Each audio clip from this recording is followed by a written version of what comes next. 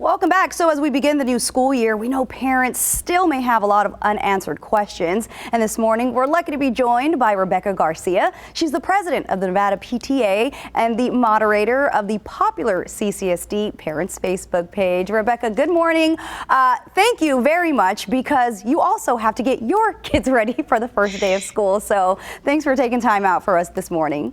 Not a problem. I've already got my high schooler off this morning. Wow. How was it? He's so excited to be back that he was ready and already playing video games before it was even time to go. didn't have to make him get up for school. That's great. Nope.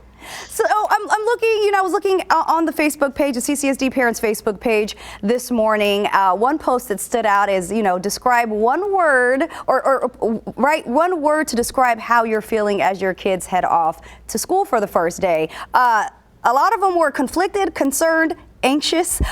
Does that seem to be the tone this morning among a lot of parents here in the Valley? I think there is a lot of excitement, but especially from kids. But for parents, I do also think that there is all those words you just labeled, that nervousness. And I think it's just the unknown. This is still a really unusual year. We're excited to be back in person, but at the same time, there's still a lot of things that we really don't know yet. What are some of the, more popular unknowns or questions that you're seeing parents still asking here on the first day of school? I think there's a lot of questions related to health protocols and how that will impact the logistics of education. So, for example, we know that we shouldn't be sending kids to school if they're sick, but how is that going to impact absences? Absences, especially in high school, can really make a difference, even for them to get their driver's license, for example. So there's a lot of questions related to, we recognize that we're still in a COVID era. We know we don't send our kids to school sick, but how is that going to impact everything else? Another huge question is, we recognize that quarantines may happen and will happen, but how is that really going to work? How is the pivot to potentially having to be distance learning while kids are on quarantine going to happen? How are parents going to be notified?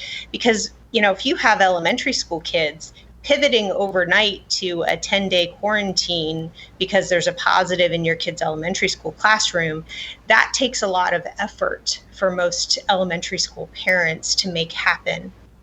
And now, obviously, the CCSD Parents Facebook page is also open to our Valley educators. Any questions that we're getting from teachers or, staff with the district for this morning? There's a lot of the same questions coming from educators. What does this look like for my kids in my classroom when XYZ happens? So there's a lot of, even if you look at the district reopening guidance, there's a lot of very general statements, but then for parents and educators who know how education works, they go, but what about what happens next? And those are the questions that don't seem to have an answer right now. And what's even more concerning for most families is that we have 366 schools in the district, and what seems to happen is that things go 366 different directions. And I have kids at 3 different schools. And so it gets really frustrating for parents and educators when there's not consistency in how policies are followed. And that becomes very concerning when those relate to health and safety.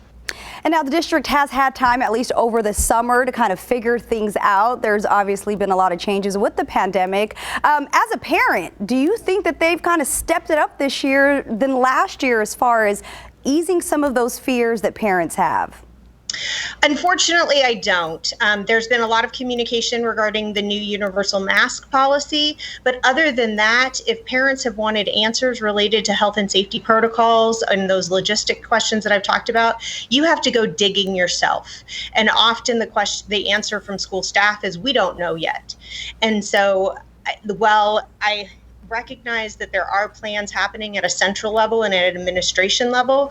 Those have not been clearly communicated to families. And unfortunately, the district has had plenty of time to do that. So it's really unfortunate that that's not happened. Well, we certainly hope that they get it together because like many parents, there's still a lot of questions that you all have. We are happy, though, that you were able to get your high schooler off this morning without a hitch, and wish you the best of luck getting the other two off to school. Rebecca, your advice and your guidance throughout the school year is always appreciated. Thanks so much. Great to join you this morning, and happy first day of school. Thank you. Happy first day.